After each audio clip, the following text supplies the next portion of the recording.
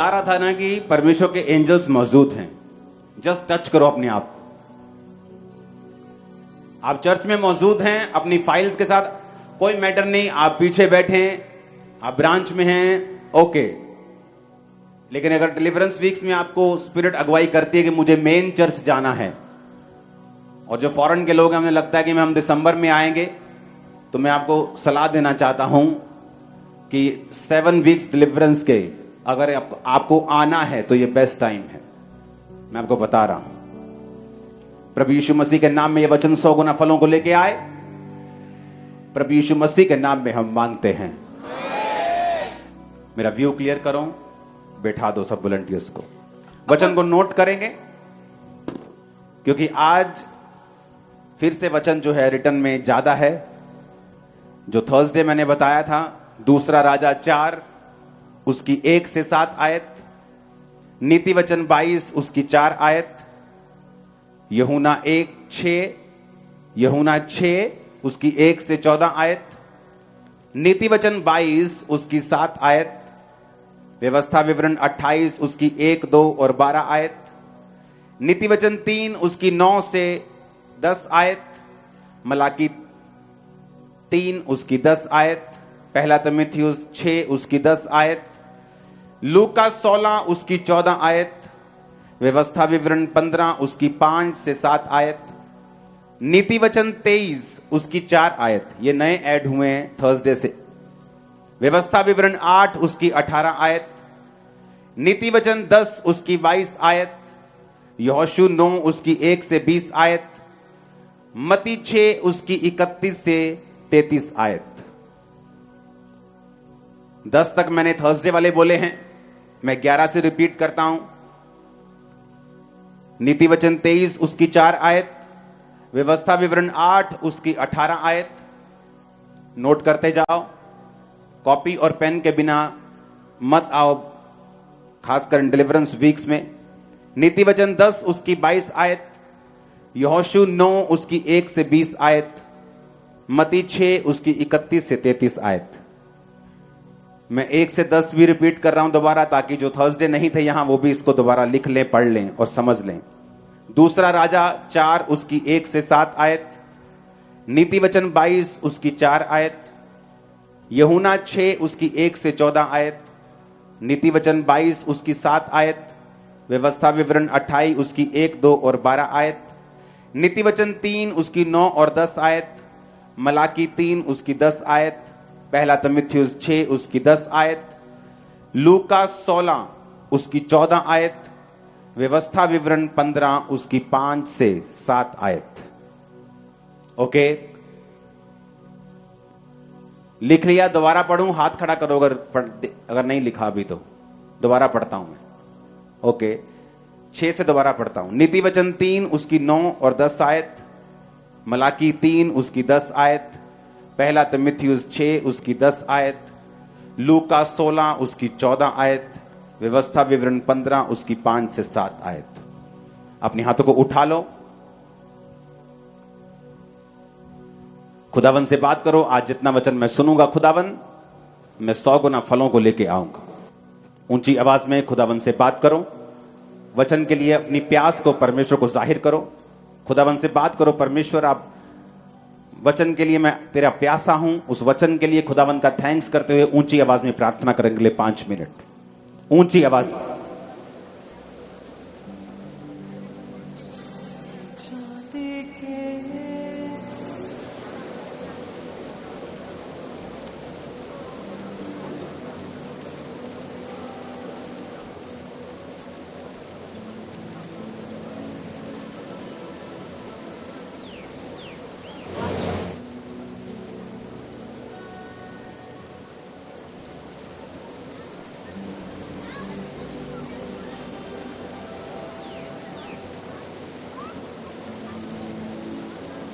प्रभु यीशु मसीह के सामर्थी नाम में हम मांगते हैं।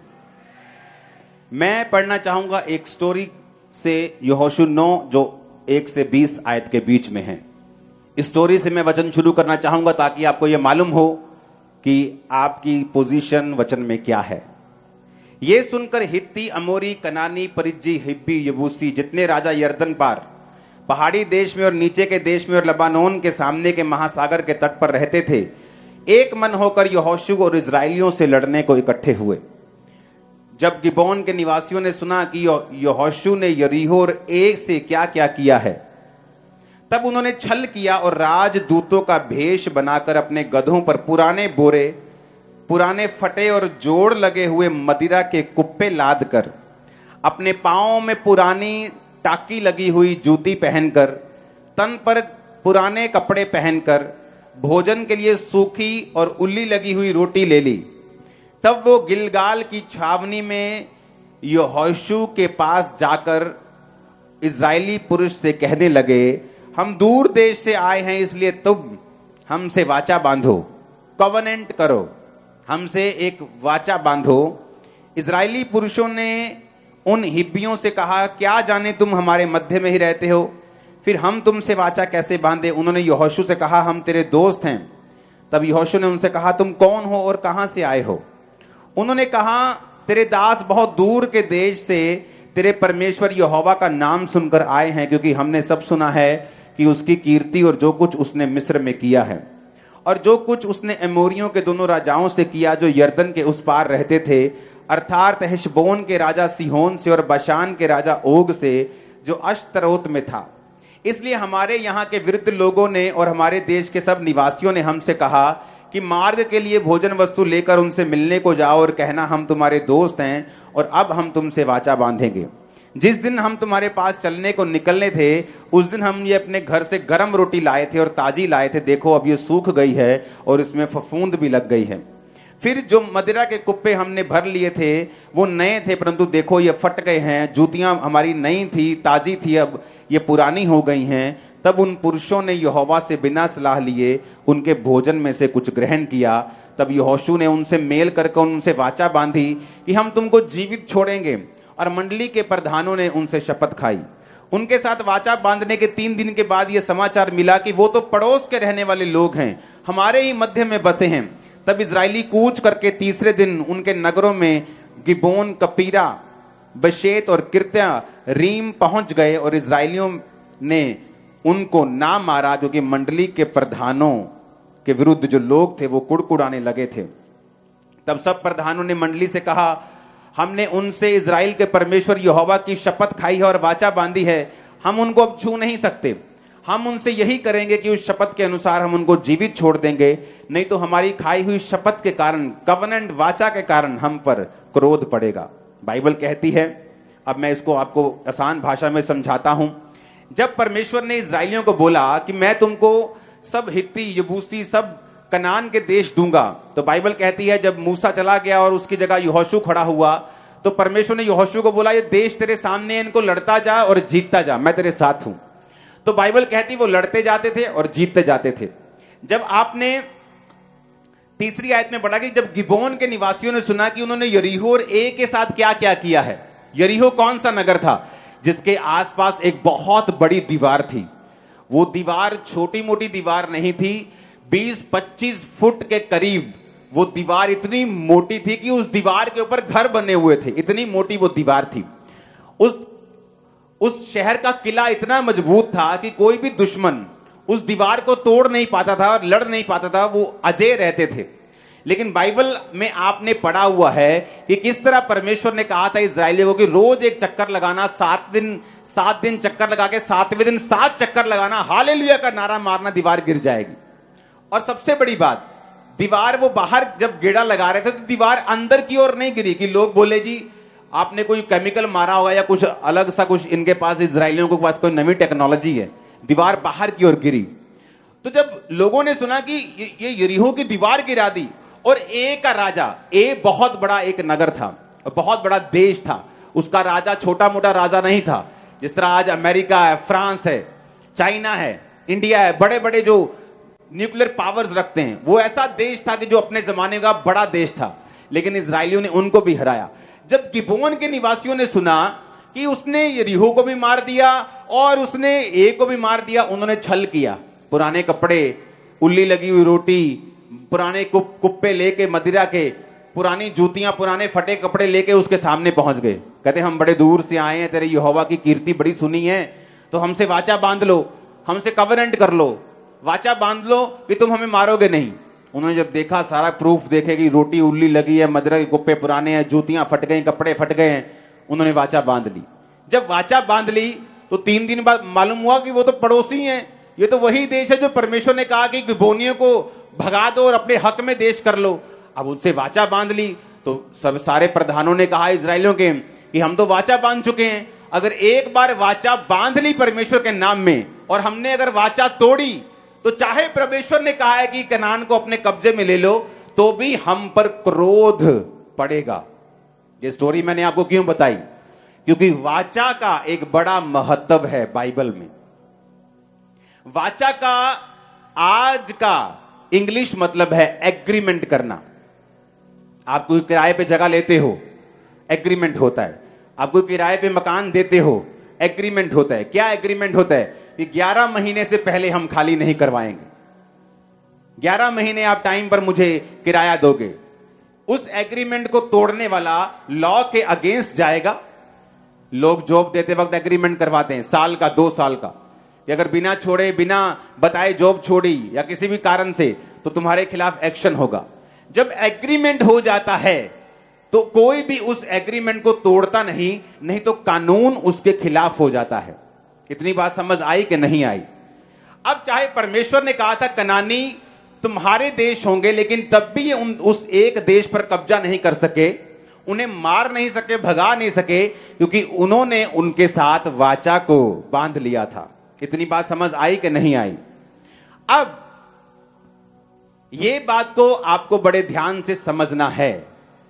बाइबल में कुछ ऐसी वाचाएं हैं, कुछ ऐसे एग्रीमेंट हुए हैं आपके परमेश्वर के संग। अब्राहम के संग हुए थे और परमेश्वर ने अब्राहम के साथ एक वाचा बांधी थी। वो वाचा थी तुम्हारे वंश तक चलेगी। अब तुम बोलोगे मैं तो अब्राहम के वंश से नहीं हूं। टेक्निकली जो कोई जीसस क्राइस्ट पर बिलीव करता है और यीशु मसीह को मानता है और उसने बपतिस्मा लेकर पवित्र आत्मा पाकर परमेश्वर को फॉलो किया है, पवित्रताई में चल रहा है, तो टेक्निकली वो अब्राहम की संतान है।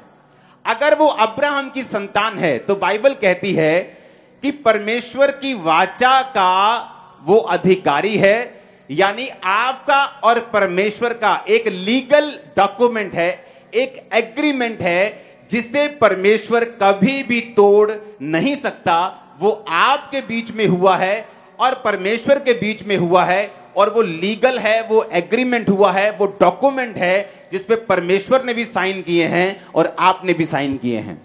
मेरी बात समझ आई कि नहीं? अब वो डॉक्यूमेंट है क्या?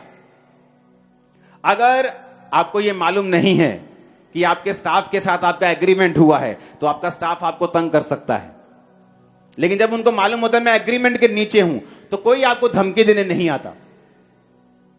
आपका मकान मालिक आपको बोलने नहीं आता कल खाली कर दो, चलो खाली कर दो, पानी ज्यादा छोड़ दिया खाली कर दो। वो खाली नहीं करवा सकता अगर एग्रीमेंट हुआ है तो। अब मैं ये चाहता हूं आप इस बात को बड़े ध्यान से समझें कि वो एग्रीमेंट क्या था जो परमेश्वर ने आपके साथ किया है। हालेलुया। अब व्यवस्था विवरण 15 उसकी 5 से 7 आयत, परमेश्वर ने कहा इतना जरूरी है कि तू अपने परमेश्वर यहोवा की बात मन लगाकर सुने और सारी आज्ञाओं को जो मैं तुझे सुनाता हूं चौकसी करे, तब तेरा परमेश्वर यहोवा अपने वचन के अनुसार तुझे आशीष देगा। तू बहुत जातियों को उधार देगा परंतु तुझे उधार लेना ना पड़ेगा। तू बहुत जातियों पर प्रभुता करेगा परंतु वे तेरे ऊपर प्रभुता नहीं करेंगी। नीति वचन 10 उसकी 22 आयत। पहले इसको पढ़ने से पहले यह बात समझ लो। एक वाचा हुई अब्राहम के साथ। परमेश्वर ने कहा अब्राहम जो तुझे कोसेंगे मैं उन्हें श्राप दूंगा, मैं तेरे वंश को समुद्र की बालू किनकों के समान कर दूंगा, रेत के समान कर दूंगा। तेरे वंश में राजा उत्पन्न होंगे। आज आप प्रकाशित वाक्य के अनुसार क्या हैं? राजा हैं और याजक हैं। अब सुनो ध्यान से, मैं आ रहा हूं पॉइंट के ऊपर, ध्यान से समझना। जब परमेश्वर ने एक वाचा बांध ली कि मैं तेरे साथ एक वाचा बांधता हूं। व्यवस्था विवरण 8 उसकी 18 आयत। तू अपने परमेश्वर यहोवा को याद रखना, क्योंकि वही है जो तुझे संपत्ति प्राप्त करने की सामर्थ्य देता है। कहीं धन लिखा है, कहीं संपत्ति लिखा है। नीति वचन 10:22, धन यहोवा की आशीष से ही मिलता है और वो उसके साथ दुख नहीं मिलाता। सबसे बड़ी मिसकंसेप्शन, सबसे बड़ा कंफ्यूजन जो कलीसिया में है वो ये है कि धन शैतानी है, पैसा शैतानी है। लेकिन बाइबल कहती है, पहला तीमुथियुस के वचन को पढ़ेंगे, रुपयों का लोभ सब प्रकार की बुराइयों की जड़ है। पैसा शैतानी नहीं है, पैसे का लोभ। क्योंकि अगर पैसे का लोभ होगा, तुम चोरी भी कर लोगे, डाका भी मार लोगे, कब्जे भी कर लोगे, अगर पैसे का लोभ है तो। लेकिन अगर तुम परमेश्वर को याद रखोगे, उसने कहा अगर तू परमेश्वर यहोवा को याद रखे, वो तुझे ताकत देगा वेल्थ लेने की, संपत्ति लेने की, धन प्राप्त करने की, धन कमाने की।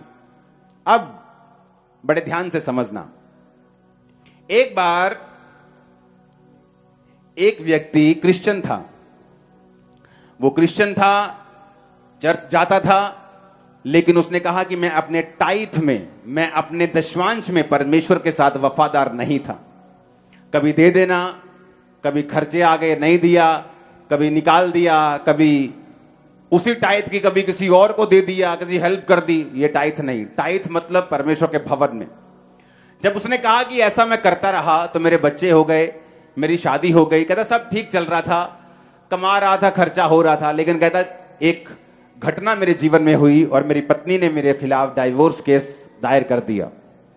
कहता उधर से मेरा फाइनेंस ढीला, उधर से डाइवोर्स केस, उधर से बच्चे, उधर से मेरी जॉब पे खतरा पैदा हो गया और सब कुछ मेरा डाउन चला गया, सब कुछ व्यर्थ हो गया। जब मेरे पास जॉब भी नहीं थी, डाइवोर्स केस दायर हो गया, खाने के वांदे पड़ गए, तो मेरे उसके दोस्त भी क्रिश्चियन थे। तो कहता मैं अपने दोस्तों के साथ जब शेयर करता था कि यार मैं टाइथ नहीं दे पा रहा हूं, तो कहता मेरे दोस्त भी यही बोलते थे कि डोंट वरी, परमेश्वर को पैसों से मतलब नहीं है। फिर क्या हुआ, तेरे दिन अगर खराब चल रहे हैं तो कोई बात नहीं, परमेश्वर तो दिल को देखता है, तू चिंता मत कर। पर कहता जब मैं टाइथ नहीं दे पा रहा था, तो कहता वो सिचुएशन बदली नहीं और मेरे जीवन में और खराब और कड़क हो गई।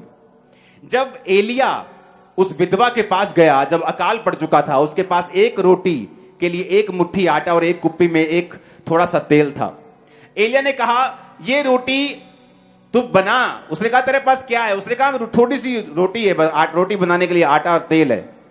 एलिया ने कहा सबसे पहले ऐसा कर, यहोवा के कहने के अनुसार ये तेल और ये जो मैदा है इससे रोटी बनाकर मुझे खिला।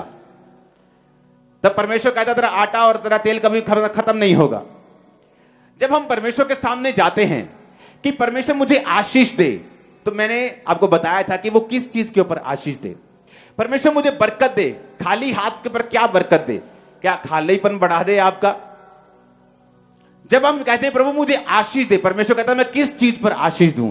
तो एलिया को ये जो लॉ था ये मालूम था कि परमेश्वर किस चीज को बढ़ाएगा, किस चीज के ऊपर आशीष देगा। तो उसने कहा था एक नबी जिसको कौवे खिला सकते हैं, एक नबी जो खुदा से बात करके बादल बांध सकता है, 3.5 साल बारिश बंद कर सकता है, वो अपनी रोटी का इंतजाम भी कर सकता है।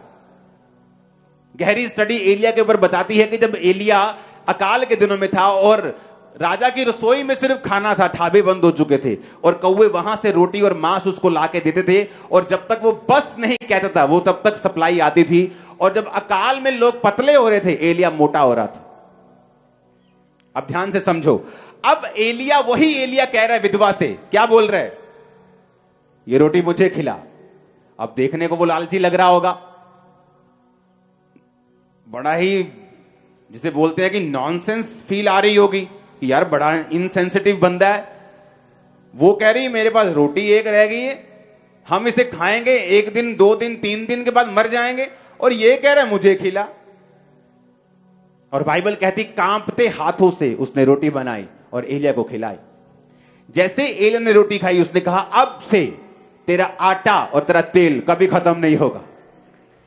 आप जानते उन्होंने नहीं खाया, उनके रिश्तेदारों ने भी खाया, उसमें से खत्म नहीं हुआ। क्यों? ये लॉ है, ये कानून है। परमेश्वर इमोशनल नहीं है।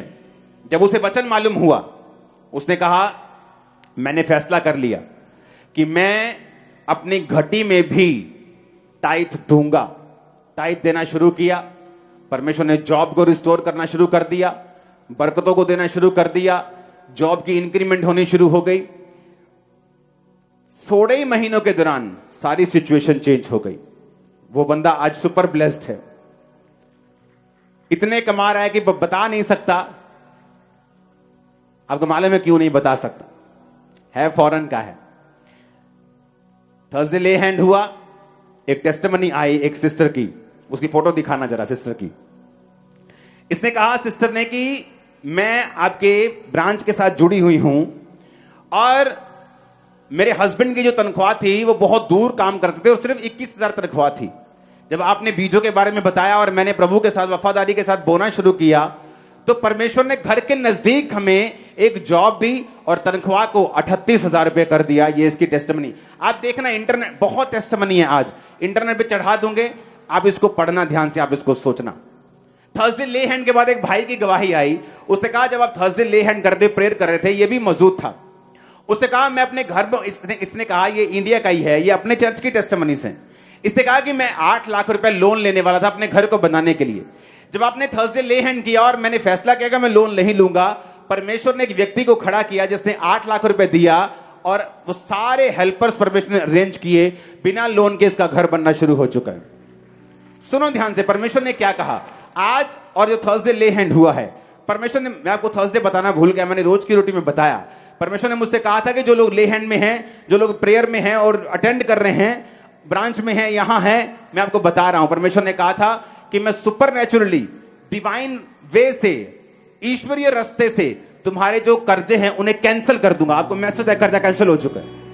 किसी का 25% कैंसिल हो चुका है, किसी का 80% कैंसिल, किसी का 50%, किसी का 40%, किसी का 95%, किसी का 100%। आप देखोगे, आप उस नंबर में मुझे टेस्टिमनी भेजोगे कि जिसको कर्जा था मेरे ऊपर वो कैंसिल हो चुका है, वो आधा हो चुका है, वो 80% रह गया, वो 20% रह गया। आप देखना परमेश्वर आपकी लाइफ में कैसे काम करता है। आमीन।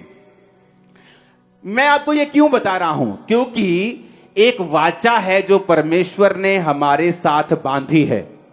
वो वाचा क्या है? मलाकी 3 उसकी 10 आयत में लिखा है, परमेश्वर ने कहा सारे दशमांश भंडार में लेके आओ कि मेरे भवन में भोजन वस्तु रहे, और सेनाओं का यहोवा कहता है मुझे परखो। एक मात्र वचन है बाइबल का जहां परमेश्वर कहता है मुझे परख, मुझे टेस्ट करके देखो कि मैं तुम्हारे ऊपर अपरंपार आशीष की वर्षा करता हूं कि नहीं, और आकाश के झरोखे खोलकर तुम्हारे लिए आशीषों की बारिश करता हूं कि नहीं करता।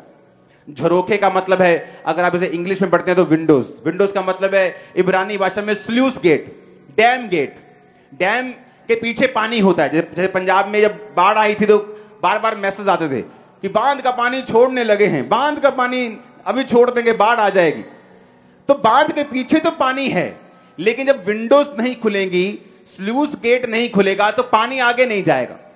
परमेश्वर ने कहा मेरे पास तो बहुत पैसा है, लेकिन जब तुम टाइथ नहीं दोगे मैं वो ब्रेक लगा के रखूंगा, स्लूस गेट बंद रखूंगा। जैसे ही तुम टाइथ दोगे मैं वो स्लूस गेट खोल दूंगा, डैम गेट खोल दूंगा, और तुम्हें बरकतों की तरह वो पैसा जो है तुम्हारी लाइफ में जाएगा। अब मेरी बात ध्यान से समझो, इसमें भी एक चीज समझने वाली है।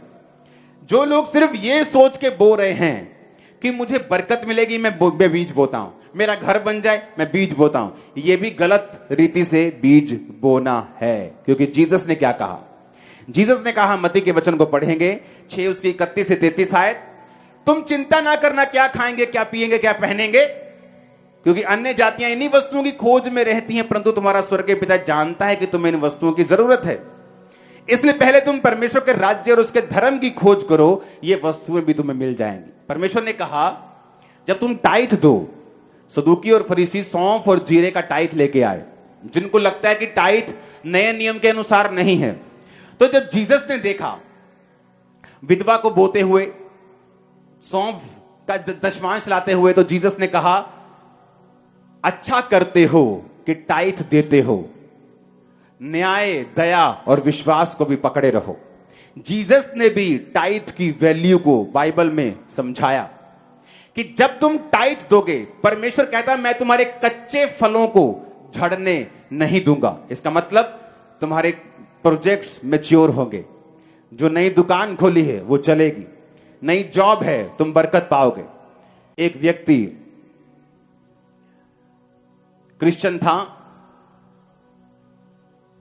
वही सेम चर्च जाता था, लेकिन परमेश्वर के वचनों में पूरी तरह से वफादार नहीं था। उसने कहा कि मैं परमेश्वर के साथ फेथफुल नहीं रहा, मेरी जॉब चली गई। फॉरेन में ये प्रॉब्लम बहुत होती लोगों के साथ, जब जॉब चली जाती है फॉरेन में तो उनको अनएम्प्लॉयमेंट एक फंड मिलता है, सरकार उनको थोड़े पैसे देती है खाने पीने के। तो उसने कहा कि मैं जब, कहता मैं सड़क पे खड़ा होके, अब की टेस्टिमनी है ये, कहता सड़क पे खड़ा होके प्रभु से क्वेश्चन करता था। कहता मैं क्रिश्चियन था, कहता मेरी जॉब चली गई, मेरे बच्चे भूखे रहने लगे, हम वो खाना लाने लगे जो बहुत ही सस्ता है, वो चीजें खाने लगे, मैगी खा ली, ऐसी चीजें खा ली। कहता इतनी मुश्किल हो गई, कहता सड़क पे चौंक पे खड़े होके मैं प्रभु से ऐसे हाथ करके पूछता था कि वाई लॉर्ड वाई, कि मेरे साथ ऐसा तू क्यों कर रहा है। कहता कोई जवाब नहीं आता था। कहता एक जगह मैं बैठा, मेरे पास छोटी बाइबल थी, मैंने पढ़ना शुरू किया, मलाकी के वचन को पढ़ा तो वहां लिखा था कि अगर तुम परमेश्वर को लूटोगे, तो जीसस ने कहा तुम मुझे लूटते हो, दशमांश में और उठाने की भेंटों में तुम पर भारी श्राप पड़ा है। उसको अपनी गलती समझ आई कि मैं क्रिश्चियन तो हूं, लेकिन अगर मैंने वचन पूरा नहीं किया तो मैं काहे का क्रिश्चियन हूं। कहता मैंने टाइथ देने का फैसला किया, पता किस में से, जॉब नहीं मिली अभी, अनएम्प्लॉयमेंट फंड जो थोड़े से पाउंड डॉलर मिलते हैं उसमें से टाइथ देने का फैसला किया। मान लो 400 पाउंड मिलता है महीने का या 600 डॉलर मिलते हैं, तो $60 देने का महीने का फैसला किया। कहता 1 महीना, 2 महीने, 3, 4, 5 लगातार मैं टाइथ देता गया। कहता फिर भी कुछ नहीं हुआ। कहता एक दिन मेरे को गुस्सा आ गया अपनी लाइफ की सिचुएशन देख के कि क्रिश्चियन हूं, वचन पूरा कर रहा हूं, अब तो टाइथ भी दे रहा हूं। कहता मैंने वचन बंद कर दिया, फिर मैंने टाइथ देना कहता बंद कर दिया। जब उसने फिर टाइथ देना बंद कर दिया तो चीजें फिर नहीं सुधरी, तो परमेश्वर उसको फिर वचन के बीच में लेके गया। अब क्रिश्चियन था तो बाइबल से दूर तो जा नहीं सकता था, तो परमेश्वर ने उसे बाइबल का लॉ समझाया कि बाइबल में जब एलिया ने उस विधवा को कहा कि वो थोड़ी सी रोटी मुझे दे, तो क्यों परमेश्वर ने ऐसा कहा। जब अलीशा ने कहा, जब एक औरत के ऊपर कर्जा था, कि तेरे घर में क्या है, उसने कहा थोड़ा सा तेल है, उसने कहा बहुत से बर्तन लाकर उस तेल को उंडेल देना। तो परमेश्वर ने उसे समझाया कि चाहे तेरे पास थोड़ा है टाइथ, लेकिन अगर तू नहीं बोएगा तो ये मेरा लॉ है कि अगर तू बोएगा नहीं, तू काटेगा नहीं। तू जितना मर्जी बड़ा प्रेयर वॉरियर है, तू जितना मर्जी बड़ा क्रिश्चियन है, जितनी मर्जी अच्छी प्रेयर आती है, टंग्स आती, गैर भाषा आती, लेकिन तू बरकत नहीं पा सकता। मुझे अपनी याद आ गई टेस्टिमनी सुन के, मैं भी ऐसे ही करता था, टाइथ के मामले में नहीं लेकिन हीलिंग के मामले में। प्रेयर करी जानी, फास्टिंग करी जानी, जब नहीं हील होना 2 साल 1.5 साल, फिर नाराज हो जाना प्रभु से, प्रार्थना करनी बंद कर देनी 2 दिन 3 दिन, फिर समझ आने की नहीं, शैतान और घेर लेगा और बुरी हालत हो जाएगी, अटैक होने शुरू हो जाने शैतान के, फिर वापस प्रेयर में आ जाना। तब मुझे समझ आ गई कि मुझे ऊंट फिर पहाड़ के नीचे आएगा, तो चुप करके लगे रहो, जब परमेश्वर ने हील करना वो कर देगा। कहते जब मैंने फिर फैसला किया कि मैं अब टाइथ दूंगा, मैं आपको बताता हूं रिजल्ट का बात है। आप जानते बहुत से पास्टर्स जो हैं हीलिंग मिनिस्ट्री को कंटिन्यू नहीं कर पाते। क्यों? जब उन्हें लगता है कि पवित्र टाइम में, अच्छा ये पवित्र टाइम में चलता है, मैं भी चलूंगा, अच्छा रोजे रखता है, अच्छा 6 घंटे प्रे करता है, मैं भी करूंगा। जब वो लगातार करते हैं उन्हें रिजल्ट नहीं मिलता, डिस्करेज हो जाते, फिर वही पुराने कामों में चले जाते। उनको ये नहीं मालूम कि तुम्हें डेड होकर, क्या होकर, डेड होकर, यानी एक चीज के लिए अपने आप को मरा हुआ समझो। इस तरह से प्रेयर करोगे तुम मरे हुए हो, इस तरह से अब चलोगे तुम डेड हो ना हो, तुम्हें यह वचन पे चलना है, ज्यादा सेंस यूज नहीं करनी। उसने कहा मैंने अब ऐसे करना शुरू किया। आज उस व्यक्ति की इनकम 6 फिगर्स में है, यानी 1 साल का वो करोड़ों में कमाता है। उसने पता क्या कहा, उसने कहा जैसे ही मैंने वो टाइथ देना शुरू किया और अपने आप को डेड समझा, कहता सारी चीजें, सारी जॉब्स, कहता 18 महीने में मेरी 2 बार प्रमोशन हुई। ये वो प्रमोशन नहीं जो आम सी लोगों की छोटी मोटी हो जाती, बड़ी कंपनी में प्रमोशन होना वो तो 10 साल बाद होती, 15 साल बाद होती। कहता 18 महीने में मेरी 2 बार प्रमोशन हुई, आज मैं 6 फिगर्स में कमाई करता हूं। हालेलुया। ये सारी टेस्टिमनी अब की है जो मैं आपको दे रहा हूं, जिन्होंने परमेश्वर के ऊपर विश्वास किया, परमेश्वर को समझा, किस तरह से परमेश्वर अपनी वाचा को पूरा करता है। एक लड़की थी, उसे परमेश्वर की आत्मा ने गाइड किया कि तू डॉक्टर लाइन में जाएगी, नर्स लाइन में जाएगी, और वो चली गई। जब वो गई तो उस सेम क्रिश्चियन थी, लेकिन टाइथ वो भी पे नहीं करती थी। और जब उसने अपनी जॉब को कंप्लीट किया, उसके बाद उसे एक जॉब मिल गई, उसे पढ़ाई कंप्लीट करने के बाद। तो उसने कहा मेरे जो जॉब थी वो मेरे घर से बहुत दूर मुझे जाना पड़ता था, और तेल खर्चा करने के बाद, सारे एक्सपेंस करने के बाद मेरी कमाई इतनी कम थी।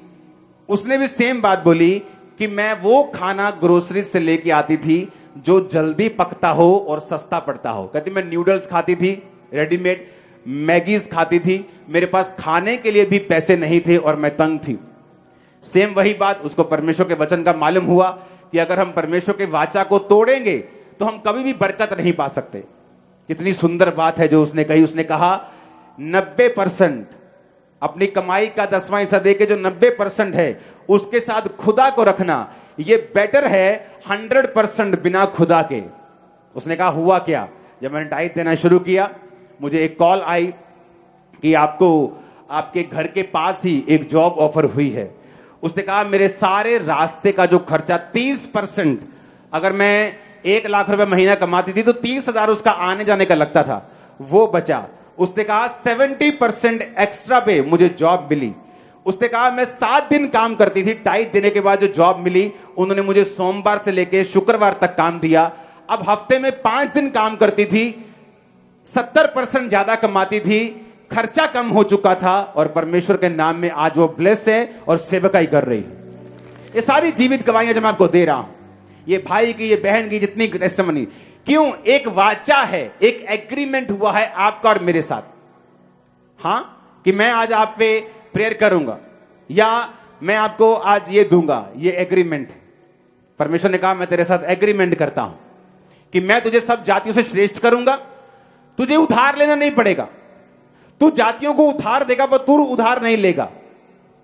ये वाचा है, ये एक एग्रीमेंट है तेरा मेरे साथ। परमेश्वर ने कहा मैं तेरे साथ एक एग्रीमेंट करता हूं कि अगर तू मेरी बात को ध्यान से सुने तो मैं तेरी लाइफ में काम करूंगा और तुझे उधार लेना नहीं पड़ेगा। इसलिए मैंने थर्सडे लोगों को बताया था कि आज के बाद बाइक लेना हो, गाड़ी लेनी हो, आपको इंस्टॉलमेंट पे लेने की जरूरत नहीं है। क्यों? मैं आपको बताता हूं। आप बोलेंगे मेरी इतनी कम तनख्वाह है, अगर मैं जोड़ने की कोशिश करूंगा घर के लेने के लिए तो मुझे 40 साल लग जाएंगे घर लेने में। अब सुनो बाइबल क्या कहती है। बाइबल कहती है कि 5,000 के पुरुषों की भीड़ यीशु मसीह के पास थी, यानी 20,000 टोटल थे, लेडीज और बच्चे मिला के। 3 दिन के प्रीच के बाद जीसस ने कहा इनको खाने को कुछ दो।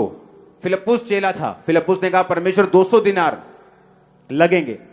200 दिनार मतलब 7-8 महीने की तनख्वाह आज के हिसाब से।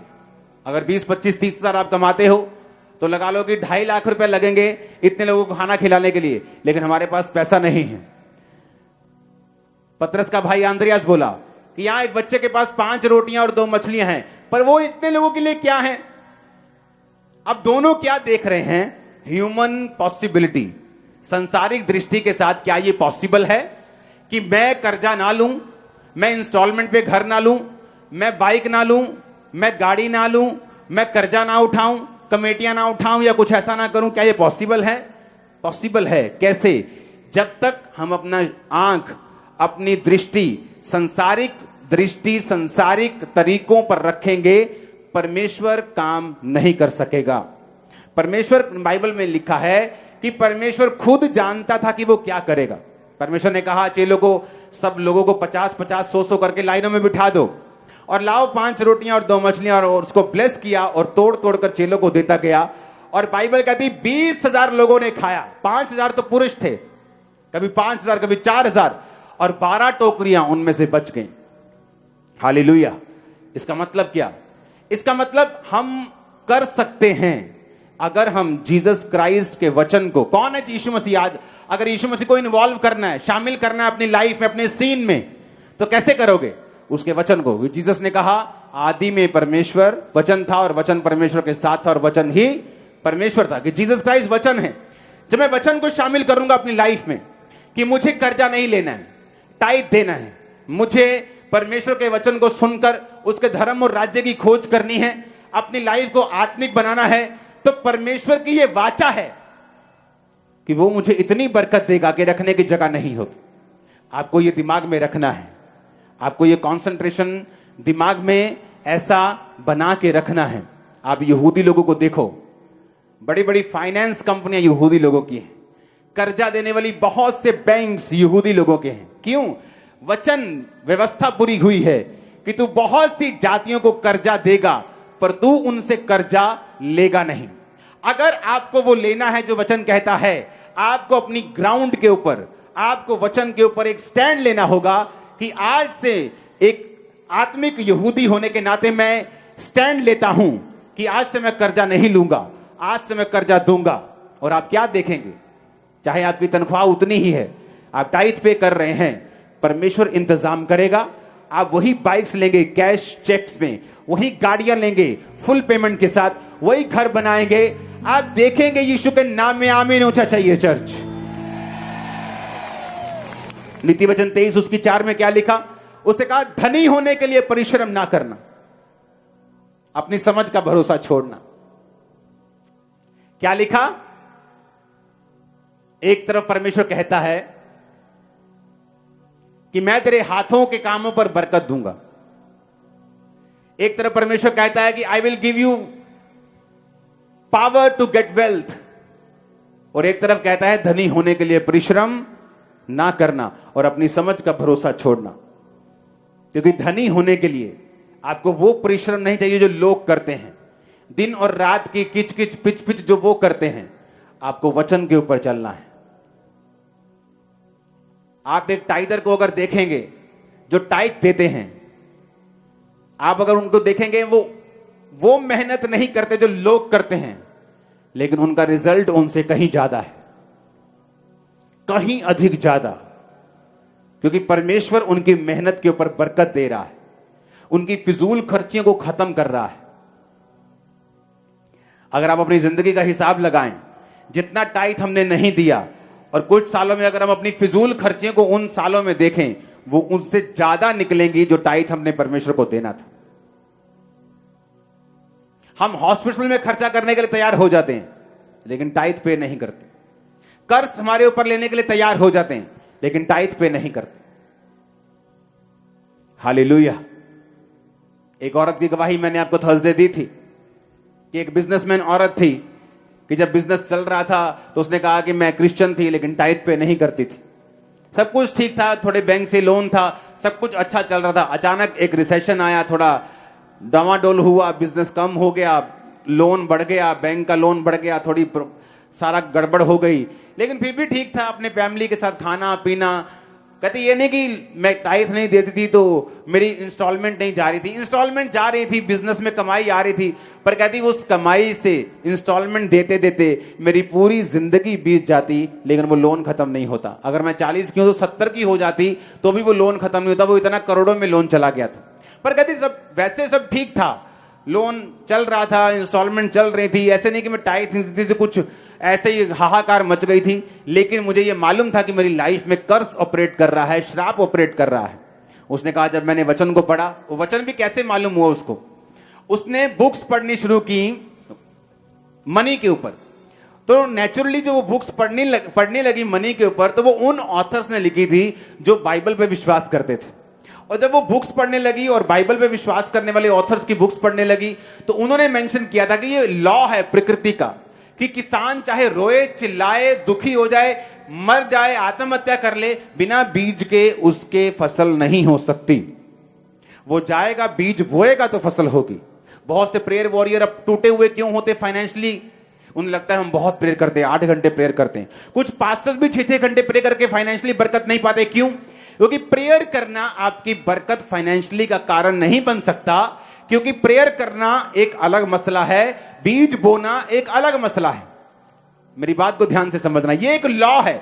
अगर आप लॉ को तोड़ेंगे, आप इमोशनली बोल सकते हैं खुदा पैसा नहीं देखता, लेकिन एक्चुअल में ऐसा नहीं है। बाइबल कहती है उसने विधवा को 2 दमड़ियां डालते हुए देखा और बोला, वो अमीर जो अपने 5 लाख की इनकम से 500 बो के गया है वो श्रापित है, लेकिन वो विधवा जो अपने सारी कमाई में से, चाहे वो 50 पैसे ही हैं, छोड़ो यार तुम। आज एक बंदा यहां चर्च में बैठा है जिसकी जेब में 10 रुपए है, वो 10 ही डाल के जा रहा है, और एक बंदा जो लाख रुपए है उसकी जेब में, वो 500 डाल के जा रहा है। वो 500 वाला ब्लेस नहीं, मैं आपको बता रहा हूं, सच कह रहा हूं। चाहे उसकी ऑफरिंग उससे 50 गुना ज्यादा है, परमेश्वर ऑफरिंग नहीं देख रहा, तुम्हारे पास क्या है और तुम कितना दे रहे हो, उस हिसाब से परमेश्वर देख। ये लॉ है, आप तोड़ेंगे, आपकी मर्जी है। इसहाक आया, इसहाक कहता, मेरे बेटे मैं तुझसे प्यार करता हूं एसाव, याकूब से ज्यादा, मैं तुझे कुछ देना चाहता हूं, आशीर्वाद। ऐसा कर, जा और मेरे मन पसंद का शिकार करके मीट मुझे खिला, तुझे आशीर्वाद दूं। जब हम ये सीन देखते हैं हमें लगता है कोई भूखड़ बंदा जिसने रोटी ना देखी हो वो कह रहा है। ऐसे लगता है ना कई बार कि एक भूखा बंदा मिला, बोल रहा है भाई साहब कुछ खिला दो, हैं रब तनु बरकत दूंगा। ये भूखा बंदा है। जिस इसहाक की मैं बात कर रहा हूं, उसकी वेल्थ इतनी थी कि राजा लोग उससे जेलसी करते थे।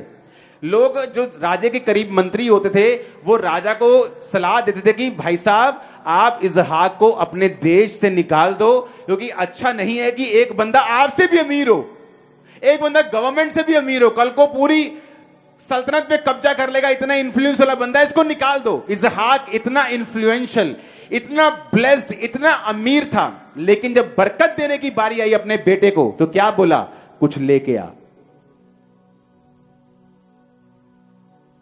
कुछ लेके आ। क्या चाहिए, शिकार का मीट लेके आ। हालेलुया। और वो गया लेने, मां ने सुन लिया, याकूब को बनाकर भेज के बोल दिया, जा बोल मैं ही हूं।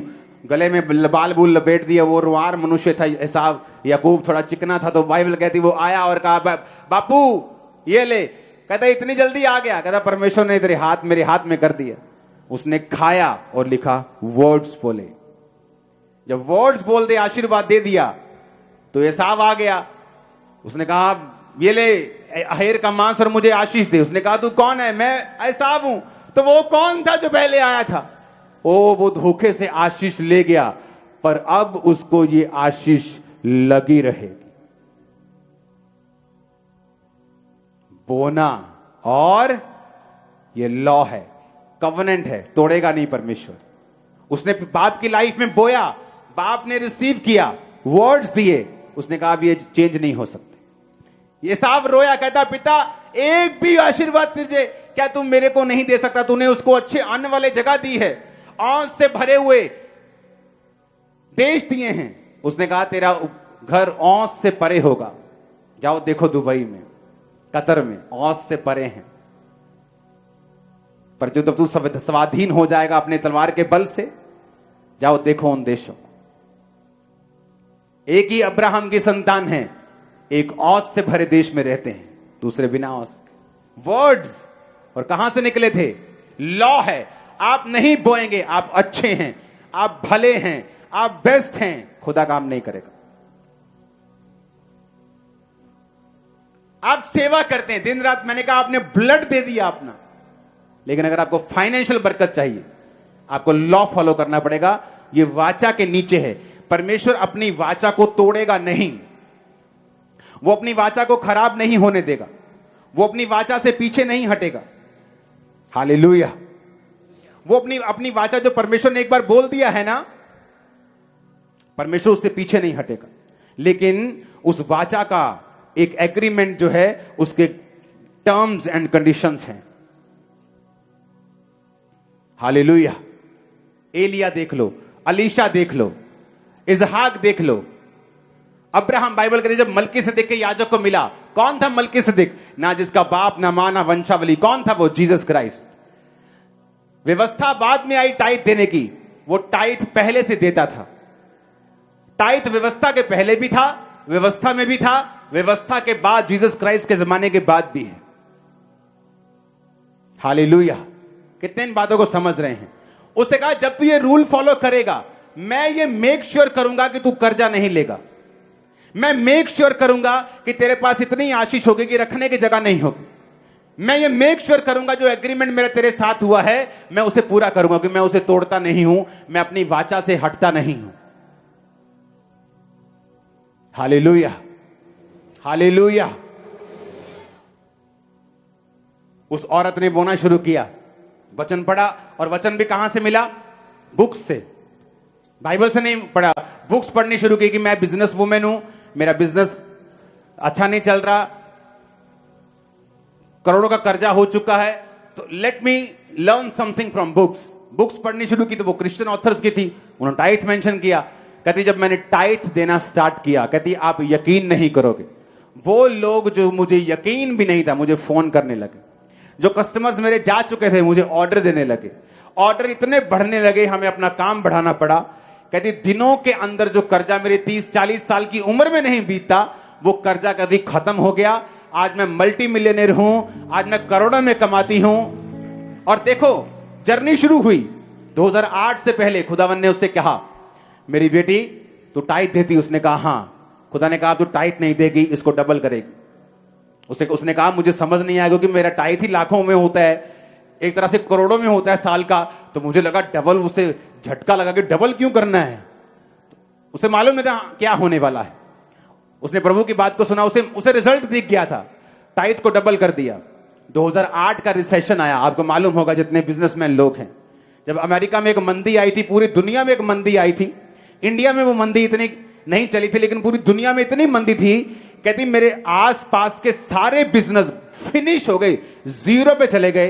कहती मैं एक ऐसी औरत थी, बिजनेस वुमेन थी, जिसका बिजनेस उस मंदी में भी फलवंत हुआ, और 1 रुपए का लोन हमने नहीं उठाया, लोन फ्री, ब्लेस्ड, करोड़ों में मल्टी मिलियनर वुमेन है, आज भी जिंदा है।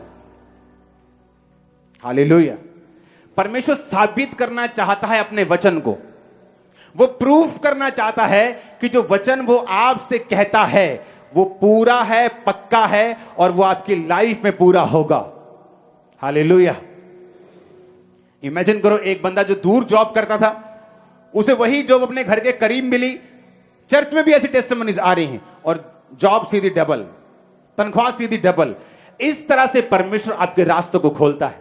मैंने लोगों को टाइट देते हुए देखा है, उनकी सिचुएशन बदली नहीं। एक समय आया, एक बच्चा फॉरेन चला गया, पढ़ने चला गया, सारी सिचुएशन चेंज हो गई।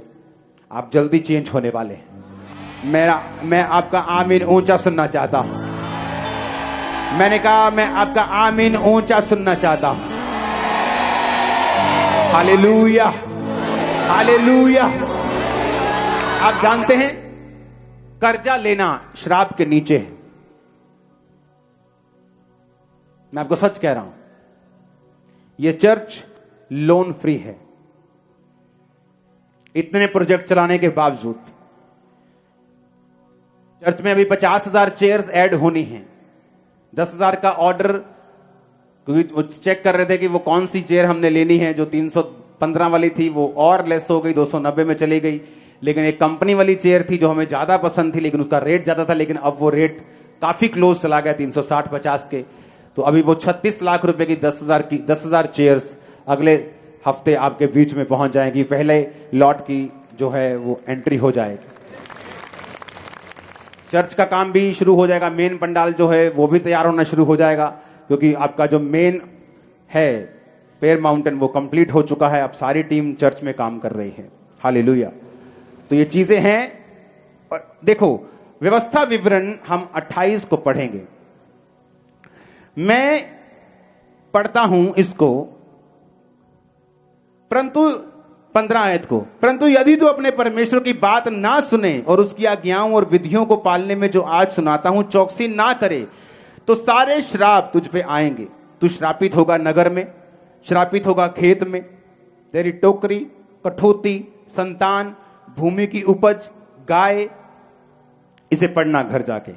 फिर उसने कहा 44 आयत में कि वो तुझको उधार देंगे जब तू श्रापित होगा, परंतु तू उन लोगों को उधार नहीं दे पाएगा। तू सिर ठहरेगा, नहीं ठहरेगा, वो सिर होंगे और तू पूंछ होगा। ये श्राप थे। आशीष भी थी कि जब तू मेरी वाचा में अड़ा रहेगा तो आशीष क्या होगी, तू उधार देगा लेगा नहीं। लेकिन अगर वाचा टूटेगी तो तेरे देश में निशानियां होगी कि तू संघर्ष करेगा, फाइनेंस में, परिवार में, बिजनेस में, सब जगह, अपने शरीर में भी। बीमारियों के विषय में भी लिखा है और कहा कि तू उधार लेगा देगा नहीं। मैं अपनी लाइफ को ब्लेस मानता हूं क्योंकि ये ब्लेसिंग के वर्ड मेरी लाइफ में कंप्लीट हुए हैं। हालेलुया। अगर आप चाहते हैं कि परमेश्वर आपको कर्जे से फ्री करे, आपको जीसस क्राइस्ट को इन्वॉल्व करना पड़ेगा, शामिल करना पड़ेगा अपने सीन में। गुड क्रिश्चियन बन के आपको शामिल करना पड़ेगा। और मैं आपको वायदा कर रहा हूं, आप इस वचन को दोनों को सुनेंगे। यह वचन आज एंड होता है। आप थर्सडे संडे के वचन को दोबारा से रिपीट मोड में सुनेंगे। जब क्योंकि आपको गाना पसंद आता है रिपीट मोड में सुनते ना, हाँ, तो वर्शिप सॉन्ग पसंद करते रिपीट मोड में सुनते हैं। उसी तरह से वचन को रिपीट मोड पे सुनना है। आज भी ले हैंड होगा, चाहे रात हो जाए, शाम हो जाए, डोंट वरी। और मैं आपको बता रहा हूं, आपकी जनरेशंस इस वचन से बरकत पाएंगे। जनरेशंस तक, आने वाले पोते पड़पोते, परिवार में आपके रूल बन जाएगा, आप कर्जा नहीं लेंगे। आपको मालूम होगा कि यह वचन के खिलाफ है किसी से मांगना, देना 200 रुपए, देना 400 रुपए। अगर मालूम है संडे के लिए किराया चाहिए तो मैं मंडे से जोड़ूंगा। खुदा को बोलूंगा, खुदाबंद मैं टाइदर हूं, दशवान देने वाला हूं, मेरे जीवन में ये वर्ड पूरे होने चाहिए, मैं तुझे फॉलो करने वाला इंसान। क्योंकि परमेश्वर ने कहा अगर तुम बीज बोवोगे और जमीन की रक्षा नहीं करोगे, व्यभिचार में चले जाओगे, गलत काम करोगे, तो बीज फल नहीं लाएगा। और ये लॉ है, तुम्हें पसंद आए ना आए, कि तुम बोओगे तो काटोगे। ये लॉ है। परमेश्वर अपने लॉ को, वाचा को तोड़ता नहीं। एग्रीमेंट है परमेश्वर का आपके साथ कि वो आपको श्रेष्ठ करेगा। मैं आपको बता रहा हूं, मेरी बात को कान खोल के सुनना। एक समय आएगा आप अपने बॉस से भी अधिक अमीर होंगे। याद रखना आज मेरी बात को, याद रखना। ये खुदा ने आपसे कहा था, मैंने नहीं कहा। होली स्पिरिट आपसे बात कर रहा है। होली स्पिरिट आपसे बात कर रहा है। तुम अपने बॉस से भी अधिक अमीर होंगे फ्यूचर में। आप मेरी बात समझ रहे कि नहीं? आज से ऐसे क्रिश्चियन बनना, वचन पे खड़े रहना। खुदावंद आपको बरकत दे, आपकी हदों को बढ़ाए। अपनी हाथों को उठाओ, आंखों को बंद करो, घुटनों के बाहर आ जाओ। वो इस वचन को पूरा होने में आपकी लाइफ में ग्रेस को दे। आप इस पे चलें और सोगना फलों को लेके आए। अंधकार की शक्तियां चुराने ना पाए। आमीन हो चाहिए, बरकत आपकी है। मैंने कहा आमीन हो चाहिए, बरकत आपकी है। वायदा करो अपने हाथों को उठाकर, वायदा करो आज से आप कर्जा नहीं लेंगे, टाइटर बनेंगे, बोने वाले बनेंगे, लॉ को फॉलो करेंगे। व्यवस्था में जो लिखा है उसको तोड़ेंगे नहीं, क्योंकि ये व्यवस्था के बाद का भी वचन है, अकेली व्यवस्था का नहीं। कईयों को लगता है चाहे कोई आपकी हेल्प करे उसमें से भी टाइट निकालो। आपको पॉकेट मनी मिले, टाइट निकालो। आपको तनख्वाह मिले, चाहे चर्च से मिले, टाइट निकालो। आपको गिफ्ट मिले, उसका टाइट निकालो। आप सेम नहीं होंगे इन जीसस ने। मैं कमांड करता हूं, अपने हाथों को उठाकर सब लोग खड़े हो जाओ।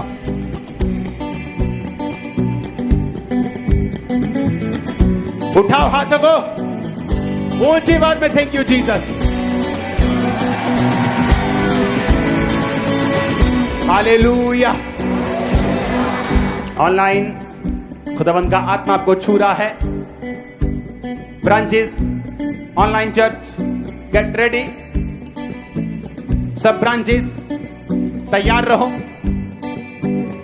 मैंने आपको एक चीज बताई थी आकर कि खुदावंद मैंने देखा है, उसके एंजल्स मौजूद हैं।